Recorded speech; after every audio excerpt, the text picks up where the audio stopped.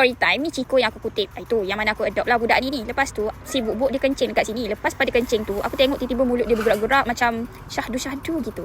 Tak tahulah macam nak cerita. Lepas tu aku pakaikan pampers dekat dia ni. Pampers ni pampers kucing. Korang-korang tunjuk dekat korang lah. Lepas aku pakaikan pampers, dia dah tertonggeng-tonggeng macam gini. Geram pula lah dia. Lepas tu apa lagi? Aku buka lah ChatGPT. Sebelum aku cerita, pampers ni bagus tau. Sebab dia ada dah lubang dekat bahagian ekor tu. Jadi kalau korang ada kucing KKU, kucing yang stroke tak nak jalan kan, pampers ni memang sangat membantu lah untuk bagi kat kucing korang tu senang membuang air besar dan air kecil. Kita sambung topik awal-awal tadi. Jadi berdasarkan pembacaan aku, dia cakap kucing jantan ni terutama yang belum dikasih, dia akan keluarkan pheromone dalam air kencing dia. Tak tahulah tapi ejaan dia PHEROMONE. Katakan juga bau kencing kucing jantan yang belum dikasih ni dijadikan sebagai isyarat komunikasi dekat kucing lain termasuk kucing betina yang menunjukkan diorang ni sedang dalam fasa berahi ataupun on heat. Katanya melalui cara tu kucing jantan boleh tarik perhatian si betina, membuatkan kucing betina tu lebih responsif kepada jantan dan bantu untuk dia senang dapat jodoh lah kot. Jodoh. Yang pula aku tengok Ciko ni. Tapi dia bagi tahu dekat sini benda penting sekali, air kencing jantan ni sebenarnya dia tak buat kucing betina jadi berahi pun. Tapi kebetulan Ciko ni dah masuk fasa on heat. Ianya yang menentukan betina ni terangsang adalah hormon dan kita semula jadi dia sendiri bila timing dia tu dah sampai.